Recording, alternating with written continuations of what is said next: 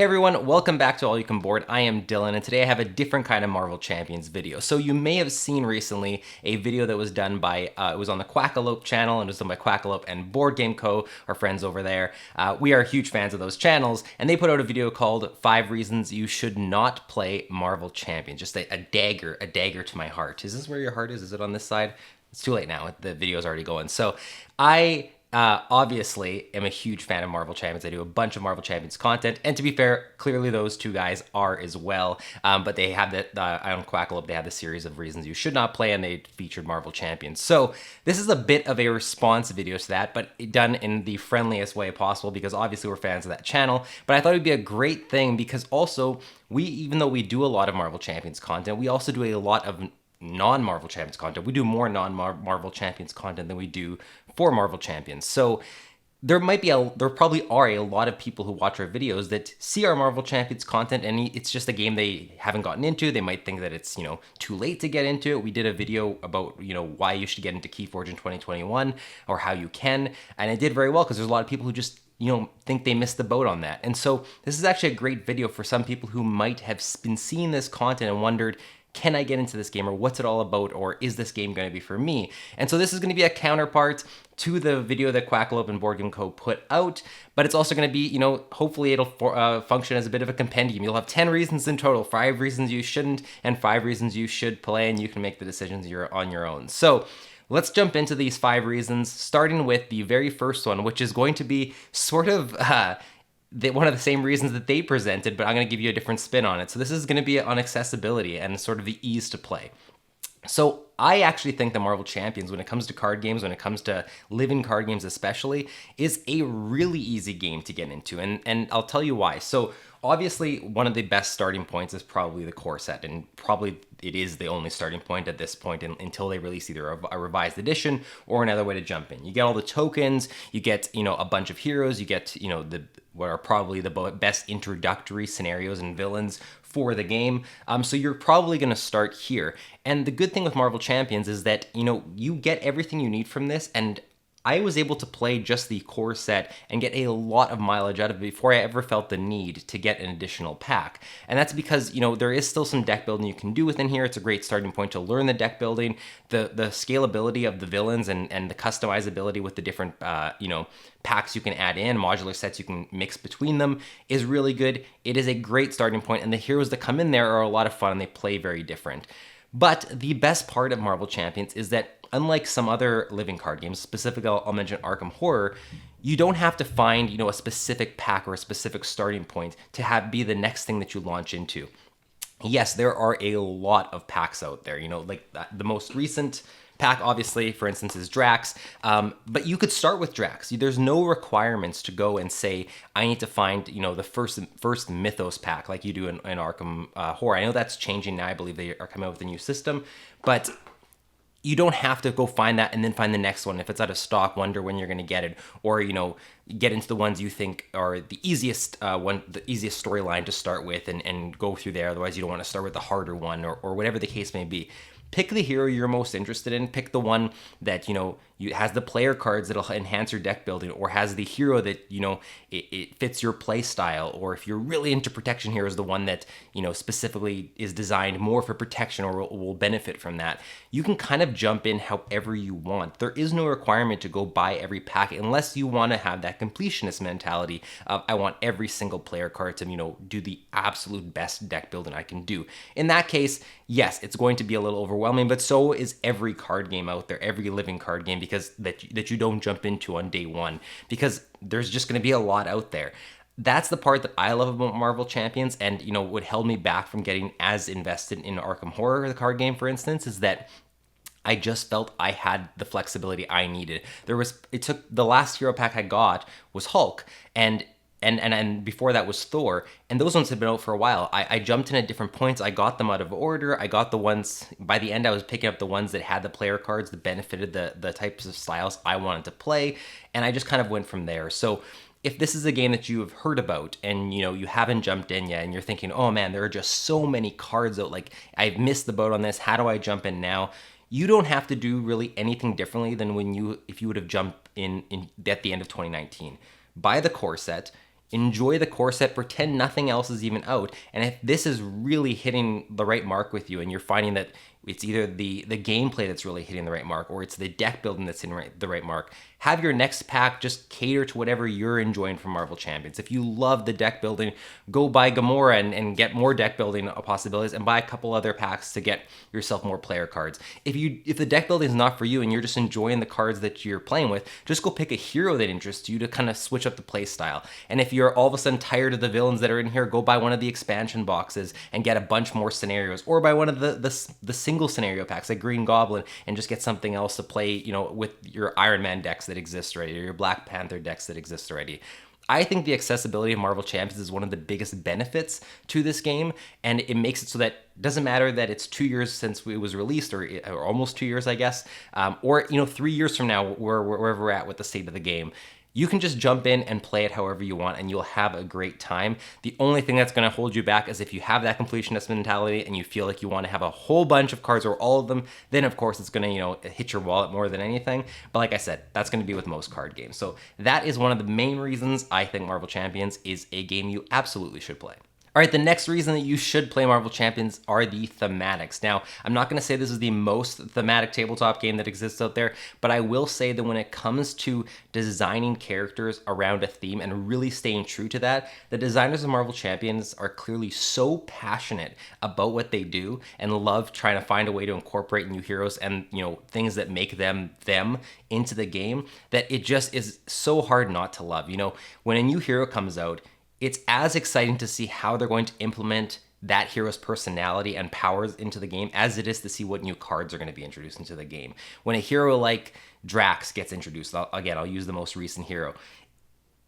Drax isn't my favorite character in Marvel, far removed from it, and yet I'm as intrigued with him or Nebula as I was with some of my favorite characters like Ant-Man, to see how they're going to take the things, those powers and those personalities, and incorporate them into the game. And somehow with every single character, pretty much, they find a way to make it make absolute sense. Like, I've never seen the way a character is introduced or integrated and gone, well, I don't really understand this. It somehow clicks and you're like, that is absolutely Drax. That is absolutely Ant-Man. Like, it all makes sense in the cards, in the hero powers, in the alter ego abilities. It all is just so perfectly integrated that it never feels like it's, deviating from what made Marvel Champions, what made it so great. And it just feels like another glove just fitting on perfectly. And I love that from a gameplay perspective, because it's exciting for me, and it should be exciting for most people to see what's this new way I can play Marvel Champions and how is it going to feel great. But it's also just a testament to the designers and how much they want to stay true to Marvel lore and comics in general and these characters. And it makes you start to speculate. You start thinking of characters that aren't in the game yet, especially if you're a huge Marvel fan or even a partial Marvel fan that is watching the movies. You're thinking of different characters and going, oh, like, how is that character going to integrate? Or eventually that character is going to be introduced. When they introduce the X-Men, how is Wolverine going to be introduced? I can probably guess it's going to be this. It's going to be an aggression-based deck or whatever. You just really start to have a great time speculating and wondering. And when they are actually introduced, it's just the perfect shake-up to the formula without ruining the formula. So this is a shorter one, but it's just something that when I first got into Marvel Champions, it wasn't one of the reasons I was getting into it, because I don't think I was quite aware of how well the thematics are integrated. So I just wanted to let you guys know that it's something that I think you'll come to appreciate as one of your favorite things about Marvel Champions is, seeing a hero announcement, whether you're watching it on our channel or just seeing it on Reddit or whatever the case may be, and learning how they're going to integrate this hero into the game and going, wow, like, that makes absolute sense with what I was expecting from this hero. It's just a great touch. And again, it's a testament to the designers and their love for this game. All right, the next reason is going to be how great the game plays solo and multiplayer. Now, I know one of the points that the Quackalope and Board Game Co. brought up was player count, and I absolutely agree that this is a solo game and a two-player game first and foremost. Those two player counts are where this game shines. The reason I'm including it here is because I don't know that I have a game in my collection that plays so phenomenally both at solo and two players. I have a lot of games that have a solo mode that feels like it's a great addition. It allows me to play that game by myself without having to get a group together, but I would never say that it plays as good as the two-player version, or that it exceeds the two-player version. It's usually in addition to it. Or I have solo games, or games that feel like they are solo games, that have a two-player mode, and it feels like that was just sort of added on for accessibility, but it really is a solo game. Even one that I don't have that I just played, that Carlo just recently got, is a Sprawlopolis, and that's one that almost is probably best as a solo game, but has these multiplayer modes, but it might not be where it excels. Marvel Champions is a game that I can never decide if I like better as a solo game or as a two-player game, because both are so phenomenal. And you can play solo in a variety of ways too. You can play solo with a single hero, which a lot of people call true solo in the Marvel Champions community, or you can do two-handed solo where you control two heroes and you sort of mimic the two-player environment. And the reason both of those are done by the community and why people love them is because two-player and true solo are both so darn good. And I've played games with Carlo of Marvel Champions, I've played games by myself.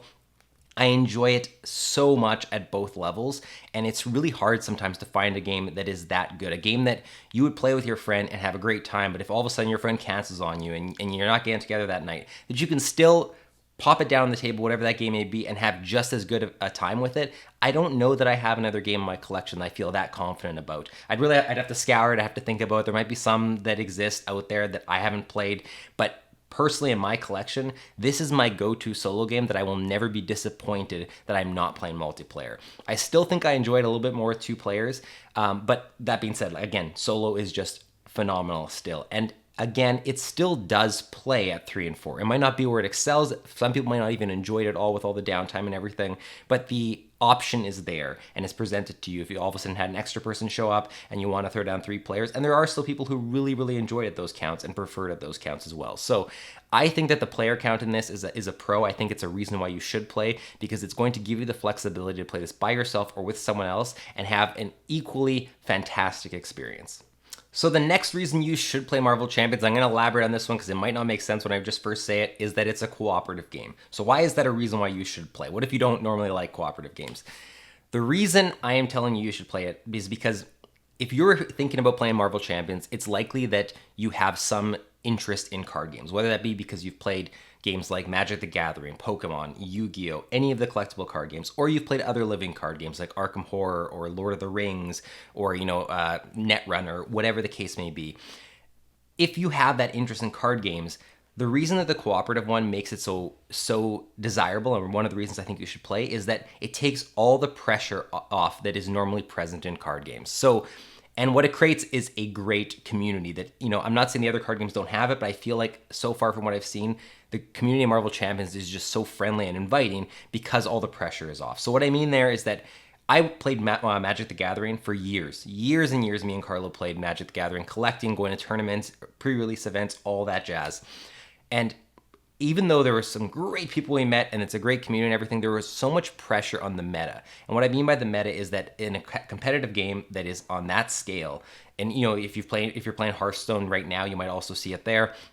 You'll find people looking to the internet. What are the best decks? What should I put in my deck? And piloting other people's decks that they have deemed to be the best and showing up to tournaments with those decks. And sometimes you'll even get people that if you deviate from that, if you make weird decisions in your decks, you have people going, oh, they shouldn't have put that card in, or I would flip that card out, or ooh, that's why you're having trouble here. And you start to feel the pressure to really go in, buy the best cards. I'm not going to buy booster packs because I need to go spend that money on singles to make sure I craft the best deck, whatever the case may be. With Marvel Champions being cooperative, and you will get this from a game like Arkham Horror, which is also cooperative, so I should mention that. It's Lord of the Rings and stuff that are the competitive ones. You don't have that pressure because it's all in the fun now. It's not necessary. You want to win, you want to beat the villain, but you don't have someone that you're playing that you just keep losing and losing against that's telling you, you're making the wrong deck, or you have this incentive to go and look up better decks to be able to win and feel like you're not just losing all the time.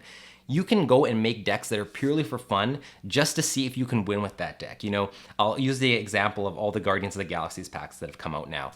If you wanted to go and make a deck that just featured, say I'm going to pilot it as Star-Lord, and I'm going to use all the basic Guardians of the Galaxy allies, and I'm going to make a deck that feels like I am utilizing the entire Guardians of the Galaxy team. I can probably guarantee you that if you go online and you're piloting that deck against Kang, someone's going to say, here's the best deck to beat Kang. not many people are listening to that in the community. They exist if you want to go see what people have come up with and try them out and go, oh my God, like you've just broken this encounter. But there's no incentive to go and feel like you have to do that to win because you're playing at a competitive level or going to tournaments, whatever the case may be. It's more about just having fun. So you can come up with these crazy deck ideas and then report to the community and say, guess what, I created this deck and it beat Kang and it's super, super fun and it has every Guardians of the Galaxy member in there. That pressure is off. The whole point of Marvel Champions is to have fun. And when you get together with your friends, you can do the same thing. You can approach it competitively if you want and say, you know, one of us has to go aggression, one of us has to go justice, that's what this demands here. Or you guys can come up with some crazy combo and say, what are two heroes we've never used together that are just seem to have no synergy, and can we make that work to beat this villain? You know, can we take down this villain with this? Make that the challenge for yourself. That flexibility with Marvel Champions and that pressure being off just makes it so much better to play than, and for me personally anyways, than some competitive games out there where I feel like the meta and the pressure of it and getting the best cards sort of overtakes you know, everything else. And or even if you don't want it to, eventually you start to feel this pressure coming in. So I feel like the cooperative nature of Marvel Champions is something that works to its benefit. And even if you don't like cooperative games, again, you can play it solo and you're not really feeling like you're playing cooperatively then. You're playing against the game just like you would in most solo games, but this one is designed to have done that from the start, and so it's going to feel better. So that to me is one of the main reasons why you might like Marvel Champions, even though you may have not enjoyed some other card games. All right, and the last reason I have for you is something I'm just gonna call options. And this is, again, kind of a bit of a counterpoint in some ways to some of the stuff that was talked about in the Board Game Co and Quackalope video, and I'm gonna kind of twist it as a pro, is that yeah, by now we have so much release for this game. I mean, I have this box full of cards. It's packed as full as it could be with a you know, I removed the original insert and I put a new one in. I have both of these boxes back here, which I don't know if you can see it, but both these boxes are full of cards. Sushi Go is not full of Marvel cards. And I have, you know, a closet full of all these empty packs that I just am OCD and don't want to get rid of in case I want for something one day. I have loose cards just sitting around that I have a bunch of extras of. I have so many copies of Energy from all the packs that I've bought. So yeah, there is a ton of stuff. I am not denying that, and it is overwhelming. It's going to take up shelf space. The reason this is called options is that, like I mentioned earlier, you have options with this game at every single level. You have options on what you're going to purchase, on what you're going to buy, in what order, and how you're going to, you know, approach Marvel Champions. If you're going to, you know, go all in, if you're going to play casually, all those options are available to you. If you just want to buy villain packs and you are absolutely fine with the 5 heroes that are in here and you're not a fan of deck building and that is just the way you want to play is with those heroes, you can decide all you're going to do is buy all the scenario packs, all the potentially expansion boxes to get more villains, and you're just going to play with those heroes that are your favorite and just keep getting new challenges to take them on. If you want to, if you don't really even necessarily care about the villains you're playing, if that's just something, a means to an end, and what you enjoy is sort of just like crafting decks and, you know, seeing how you can get, how many times you can beat Rhino with different heroes on heroic mode, and you know, if that's what you enjoy is just playing the new heroes and the villains don't matter to you as much, you can just buy new hero packs. If you only want to buy the ones that are specifically interesting to you, if you just want to buy the Avengers, if you want to get into Marvel Champions now and only buy Guardians of the Galaxy, like, all those options are available to you. They're all viable. You can have fun doing that because, again, the pressure is off in this game. You're not feeling like you're falling behind because it's just something you're playing at your table cooperatively. There's also options if you decide to go all in with Marvel Champions. So if you decide to, or even not all in, if you just go buy a whole bunch, even if you just end up with like a bunch of boxes full, you have so many options that you'll never tire of things you can do with Marvel Champions. So for me, I have unlimited potential at this point. The amount of heroes that I have, because I'm buying obviously every pack, is overwhelming in a good way. I can say, who do I feel like playing today? Oh, I haven't played Black Panther in a while. You know what? I haven't played Black Panther since I got all these new player cards. So let's try him in this aspect and try him with all these brand new cards and see how that goes. Oh, you know what? I have played Iron Man recently, but I haven't played Iron Man against, you know, Ronin. And Ronin is one of the newest villains I have. So can I craft an Iron Man deck that can take down Ronin? Especially because I have all these new cards that are open to me. All of a sudden you buy a new hero pack. Let's say when the Venom pack comes out next month. Yes, you have a brand new hero you can play with, but guess what? All those cards that you got with him, a lot of them are going to work great in Rocket Raccoon. And here's a hero didn't think I was going to revisit maybe as soon, but now I have a reason to. So now I have more options for older heroes. The options are going to be plentiful. And yes, for some people, that might be overwhelming to the point of just being a con. You might just be like, there's too much to think about. But again, if that is your personality, that is your style, you wouldn't go all in with Marvel Champions then. You might just buy a pack here and there. And guess what? You can do that and have a great time still and actually enjoy Marvel Champions that way. You could even have a friend that has the course, that has a bunch of stuff, and you want to play, but you only know you're going to play with that friend. Guess what? Go buy a single hero pack that interests you. Say you love Quicksilver. Go buy Quicksilver. You have a deck that you can play with fully functional without having to get anything else. And when you get together with your friend, you can play your Quicksilver pack. If you want to, borrow some of their player cards to deck build with and then, give them back at the end, whatever, or steal them, whatever you want to do. You can do that. Like, there are unlimited ways to play Marvel Champions, unlimited ways to enjoy Marvel Champions, that it's a game that I think is just always going to give you things you can do with, more options. It's never going to run out of steam, because if it starts to, especially if you're not someone who's gone all in, go buy something else and refresh the experience. So it's a game that will, I guess, always stay fresh is another way to look at this point, as well as just be full of options. And I really enjoy that about Marvel Champions. It's a game I'm just always going to be getting to the table because of that, because it's just always going to remain fun. All right, there you have it. 5 reasons you should play Marvel Champions. And I'm going to reiterate again, Quackle Up and Board Game Co. We're huge fans of them. We're friends of theirs. I say we're friends of theirs. We've never met them. We've talked to them a few times, though. So does that make us friends? I guess internet content creator friends, something like that. We are fans of theirs. So I thought their video created some very interesting points. And it's great to have content like that out there, because guess what? No game in the world is going to be perfect for everyone. And even though we might love Marvel Champions, there's some people out there who definitely won't like Marvel Champions. Just like, some people would love Terraforming Mars and some people would hate Terraforming Mars. You can say that for any of the most popular games out there. That is just the great thing about art in general. So I think that video was a great addition, and I think ours is hopefully going to be one that is sort of the counter to that too, to see, so that you can, hopefully watch both videos and decide for yourself, if you've never played Marvel Champions, is this going to be for me? Or if you're on the fence because you've played it a couple of times and you're wanting to know if you should dive in, now you have all the tools at your disposal. So I hope you enjoyed this video, and if you're watching our videos on All You Can Board and you've never, watch the Marvel Champions videos because you're here for the regular board game content. Hopefully you're watching this and deciding if this is going to be for you, if you're going to jump in. And if you did, let us know in the comments. If you have never played Marvel Champions, or never thought it was for you, saw the content on our channel and thought, I don't know if this stuff's for me, so I'm going to skip those, I'm going to watch their other videos. Let me know if you watched this video and you found that this actually was a piece of content now that is going to influence you to go give Marvel Champions a try or play it. I would love to hear about that. So thanks so much for watching. I hope you enjoyed the video. If you did, consider subscribing to the channel. We'd love to have you as part of the community, and we will see you in the next one.